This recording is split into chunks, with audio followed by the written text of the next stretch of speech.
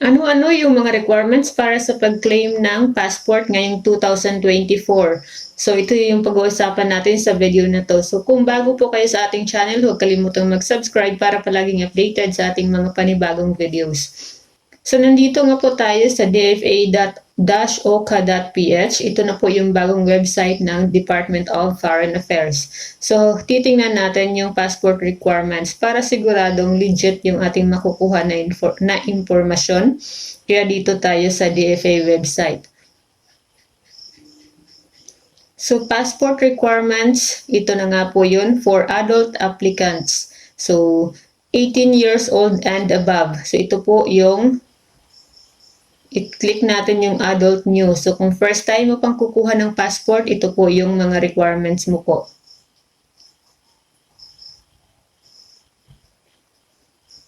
So, number 1, confirmed online appointment. So, dapat meron pong online appointment bago magtungo sa DFA office. So, number 2, personal appearance. Siyempre, dapat pumunta ka po.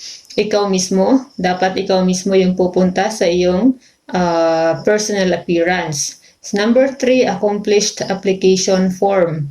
So, pwede na po to dun sa DFA na po mag-fill up.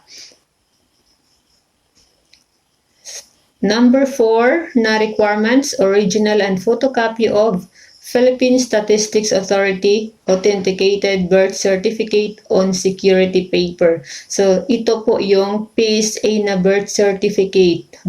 Hindi po sila tumatanggap ng birth certificate na galing lamang sa local registrar. Dapat ay yung galing sa PSA, yung yellow po yung color.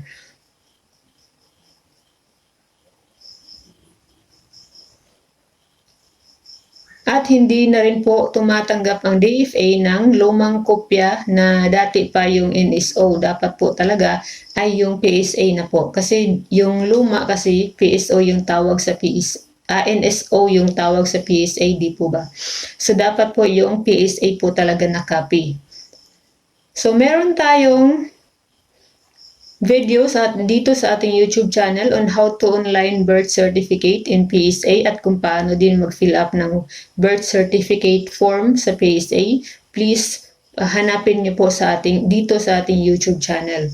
So, married female, sa mga babae po na may asawa na or kasal na, at kung ang ginamit mo na apelyido ngayon ay ang apelyido na ng iyong husband, kailangan mo pong magdala ng original and submit photocopy of PSA authenticated marriage contract. So, yun pong marriage contract or marriage certificate na kailangan galing din po sa PSA. So, magdala po ng original and photocopy. Same din po sa PSA birth certificate, dapat original and photocopy din po. Para pagdating po ng office ay hindi mo na kailangang humanap kung saan maaaring mag-photocopy. So, local civil registrar copy is required if PSA, ayan ito po ha, kadalasan po ito maraming blurred na PSA birth certificate. Kailangan magdala ng local civil registrar copy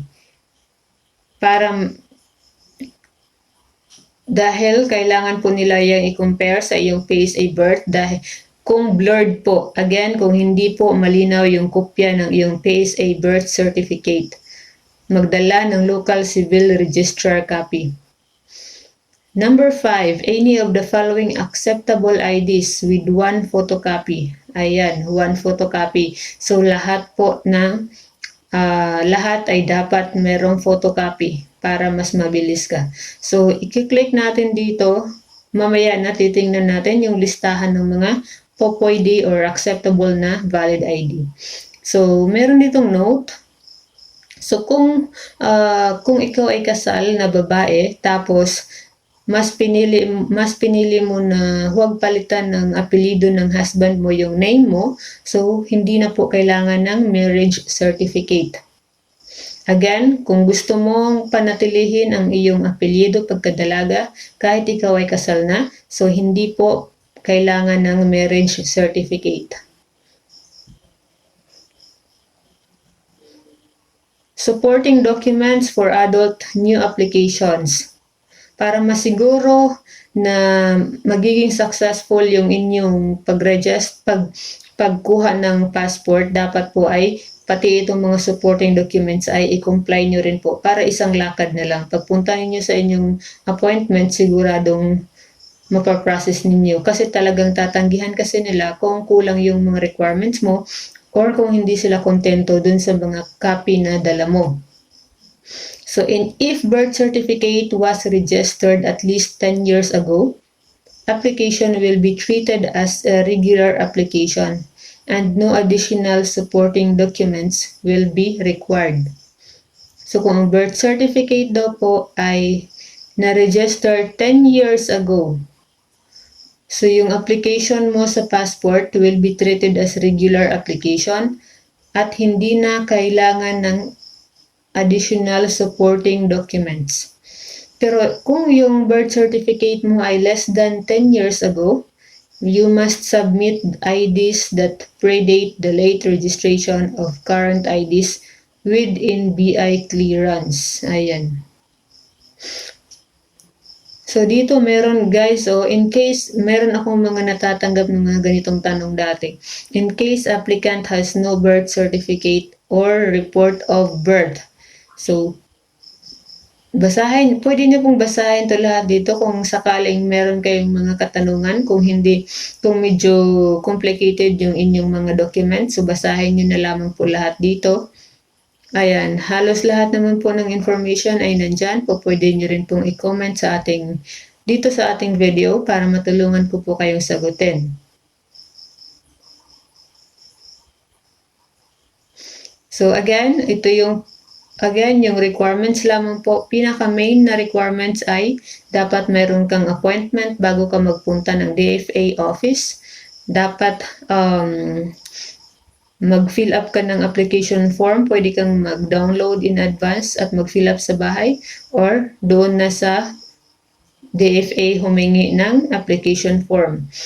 Tapos, original and photocopy of PSA birth certificates. Tapos, kung married female na ginagamit yung apelyido ng kanilang husband, dapat magdala ng PSA marriage contract also. Tapos, local civil registrar copy. Kung ang PSA birth certificate ay malabo, dapat magdala ng kopya na galing sa munisipyo. Tapos, balikan natin itong mga acceptable IDs, kung nandito ba kung ano yung ID na nandyan sa'yo ngayon. Tingnan natin kung tatanggapin ng DFA. So ito, the Philippine identification. Pwede na itong national ID. Ayan. Tapos, syempre yung SSS, yung UMID. Yung dating SSS, pwede rin. Tapos, GSIS card, UMID, yung sa SS. LTO, driver's license. PRC ID, pwede rin. Sa OWA e-card, pwede rin. COMELEC. So, voter's ID or voter certificate issued from COMELEC main office. So, dapat kung voter certificate yung dadalhin mo, dapat galing yan sa main office in Intramuros, Manila. So, Philippine National Police, so permit to carry firearms outside residence. So, kung ikaw ay meron nito pwede din yan na gamitin mo. Senior citizen ID pwede rin. So, isa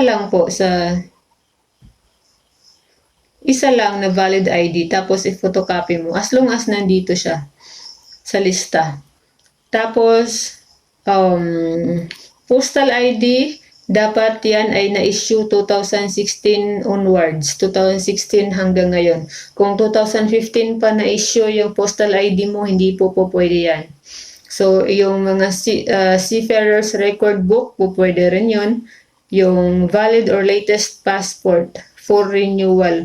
So, kung magre-renew na to ng passport, pwedeng gamitin yung kasalukuyang passport. School ID pwede rin, pero dapat valid po yan. So, dapat ang school ID ay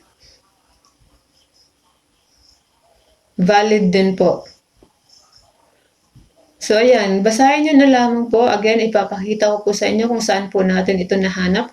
I-search nyo lamang po itong dfa.oka.ph para pwede nyo po yung i-download yung complete list of requirements. So, tingnan natin itong minor new. Baka merong gustong mag-register ng kanilang anak na minor. So, titingnan natin yung requirements. Baka gusto nyo kunan ng passport yung... So, again, confirmed online appointment pa din. Tapos, application form. Personal appearance of minor applicant. So, dapat yung minor, yung anak or yung anak mo, for example, kasama din. And either parent or authorized adult companion. So, kung hindi available yung parent, pwedeng pasamahan sa ibang tao, pero dapat ay merong authorization letter. Tapos, PSA birth certificate din po ng bata. Tapos, again, yung local civil register copy din kung blurred yung PSA. Tapos, marriage certificate is required if only one parent is accompanying the child. So, kung isa lang pala yung kasama na parent ng minor, so, kailangan magdala po ng marriage certificate yung papa or yung mama ng bata. Tapos, if parents are unmarried, kung hindi kasal, dapat merong SPA or special power of attorney executed by the mother will be required if she is not accompanying the child. So, ayan, pakibasa na lang po lahat ng nandito. Tapos, kailangan din po yung passport or valid government ID nung parents ng bata. Ayan, school ID kung meron. So, ayan. Nandito po lahat ng information. So, thank you for watching this video. Sana po ay nakatulong sa inyo kung ano-ano yung mga requirements para sa pagkuha ng passport ngayong 2024. So, lahat ng legit details ay nandito lamang po sa DFA website na dfa.oka.ph.